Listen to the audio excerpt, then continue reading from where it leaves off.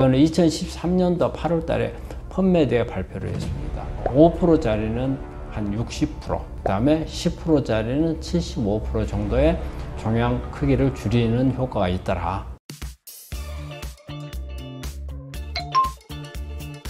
블루베리의 항암 효과는 실제로 어떤가요? 우리가 이제 블루베리는 우리가 이제 안토시아닌, 약간 보라색이잖아요. 안토시아닌이 많은 우리 항산화 성분을 가지고 있는 우리 식품이잖아요. 과일 중에 하나인데, 블루베리의 가장 대표적인 것은 일단 안토시아닌이 많다는 거죠. 그 보라색. 우리가 안토시아닌이 많은 성분들은 보면 이제 블루베리도 있고 이제 베리 종류가 많아요. 우리 딸기도 마찬가지잖아요. 스트로베리. 그 다음에 뭐 아로니아라든지 뭐 아사이베리라든지 이 베리 종류는 다 안토시아닌인 건데, 특히 이제 우리 블루베리 같은 것은 짙은 보라색이잖아요. 그래서 안토시아닌이 특히 더 많죠. 그럼 안토시아닌이 어떤 작용을 하느냐? 한마디로 이건 플라보노이드 계통이거든요. 그러면서 산화물 RO에서 특히 활성산소를 제거해주는 힘이 강력하게 가지고 있어요. 그리고 또 마찬가지로 우리 암세포에서 암세포가 크는 것을 억제를 하고 또 빨리 죽여버리는 에포프토시스라고 하죠. 세포 자살을 유도하는 그런 기능을 가지고 있고, 사이토카인, 그 암에서 사이토카인이라는 용어가 상당히 중요해요. 이게 염증성 물질이거든요. 그래서 이 물질들을 줄여주는 효과가 있어요. 특히 이런 사이토카인을 줄여주게 되면 암 덩어리 안에 있는 환경을 암이 공격받지 않게 해서 지 방어막을 치거든요. 이때 이런 사이토카인들이 도와주는데, 이걸 차단시키게 되면 암이 방어하고 있는 방어막들을 제거가 돼서 항암제라든지 면역세포라든지 이런 부분들이 공격력을 높일 수가 있어서 암을 치료하는데 도움을 줄 수가 있는 겁니다. 그 외에 이제 엘라그산 같은 경우는 우리가 이제 폴리페놀 계통인 그런 항산화 물질이거든요. 이게 이제 탄닌에서 이게 이제 대사가 돼서 나오는 이런 물질인데, 엘라그산 같은 경우는 이게 이제 DNA 돌연변이를 억제를 시켜주죠. 그러면 이거는 일종의 암 예방이 되는 거예요. 정상세포가 암으로 바뀌는 것을 막아주는 그런 차단하는 그런 효과가 있겠고, 또 이거는 이런 발암물질들이 간에서 빨리 해독될 수 있도록 도와주는 그런 역할들을 하는 게 엘라그산이고요. 그 외에 이제 블루베리 속에 식이섬유 같은 게 참 많이 들어있죠. 그래서 이런 식이섬유는 특히 이제 장 기능을 개선을 하죠. 장내에 있는 미생물들을 유익균들로 많이 바꿔줘서, 우리가 장내에 있는 미생물은요, 우리가 단당류를 먹게 되면 나쁜 균들이 많이 커요. 그런데 좋은 식이섬유를 먹으면 유익균들이 많이 커요. 그래서 식이섬유는 유익균들의 밥이다 그러거든요.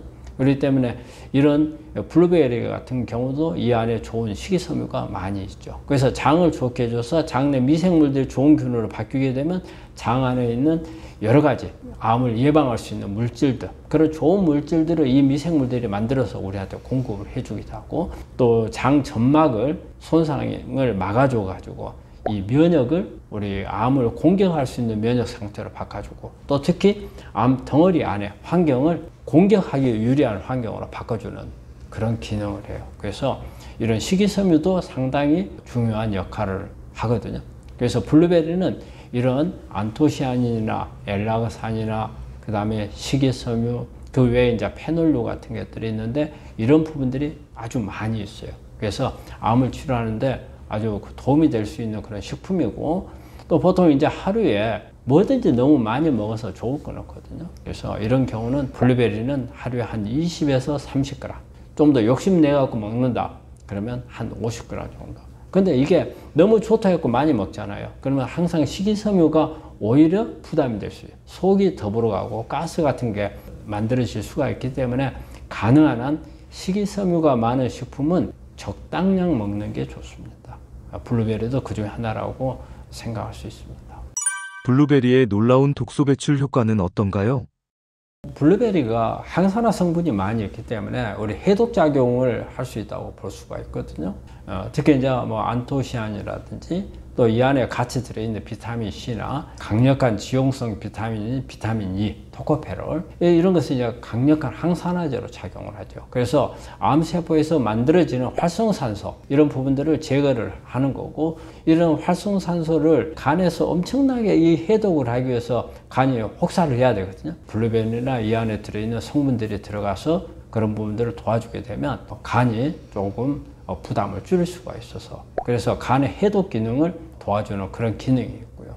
그리고 이 안에 있는 식이섬유 같은 게 있어서 장에서 빨리 이렇게 독소 물질들이 배출할 수 있도록 도와주고 장내 미생물들을 좋게 해주는, 보통 이제 이거 3단계 해독이라고 하거든요.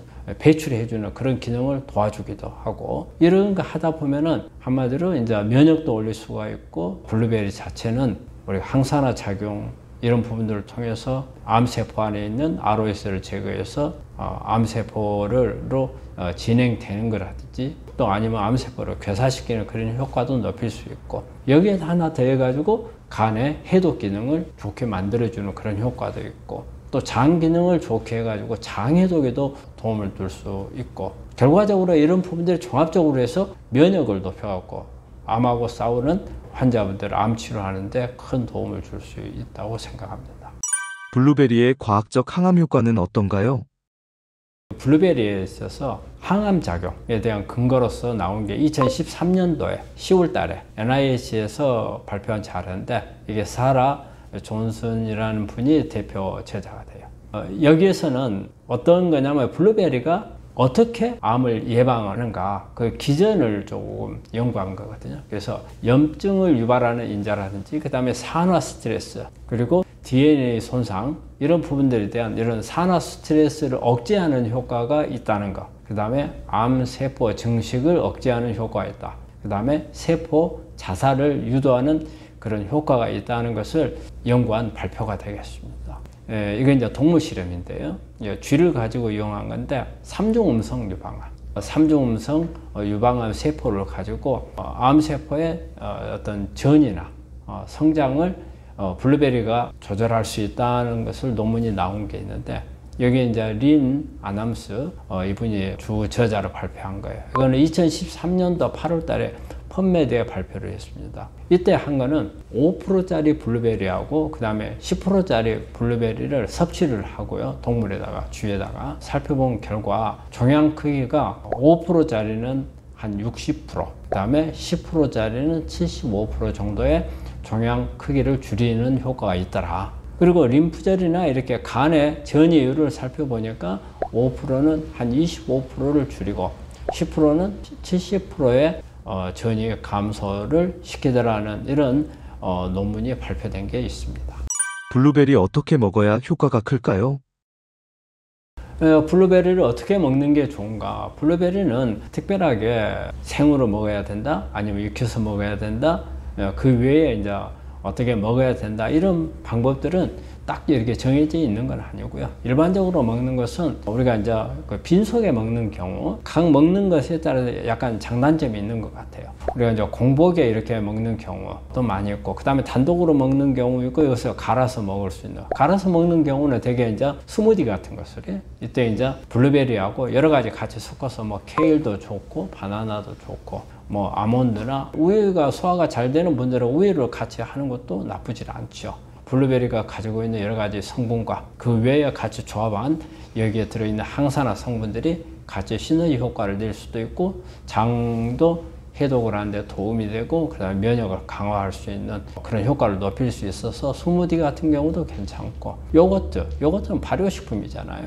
그래서 블루베리하고 같이 먹게 되면 이 요거트에 있는 좋은 균들과 그 다음에 블루베리가 섞여가지고 장을 이렇게 좋게 해주는 효과하고, 그리고 장 안에 노폐물, 흘러나와 있는 독소 물질들을 빨리빨리 이렇게 배출시켜주는 효과를 볼 수 있어서 요거트하고 하는 것도 나쁘지는 않을 것 같아요. 대신 요거트하고 할 때는 우유에 대해서 소화력이 좋은 사람들이 하는 걸 권합니다. 어떤 거든지 욕심내서 먹으면 좋을 게 없거든요. 그래서 가능한 한 너무 많은 양이 아닌 적정한 양을 가지고 매일 꾸준히 먹는 것을 권합니다. 그래서 보통 한 20에서 30g 정도 꾸준히 먹는 게 좋은 방법이 되겠습니다. 냉동 블루베리를 섭취하는 것도 괜찮을까요?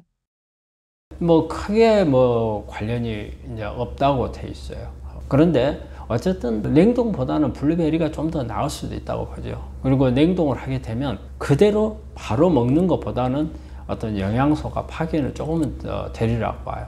그런데 냉동을 하더라도 급속 냉동을 하게 되면 그렇게 영양소가 파괴는 많이 되지 않는다고 그래요. 근데 이제 우리가 생으로 먹었을 때는 그 안에 들어있는 항산화 성분이 파괴가 많이 안 되고 많이 있잖아요. 그렇기 때문에 항산화 성분을 충분히 많이 먹을 수 있다는 장점.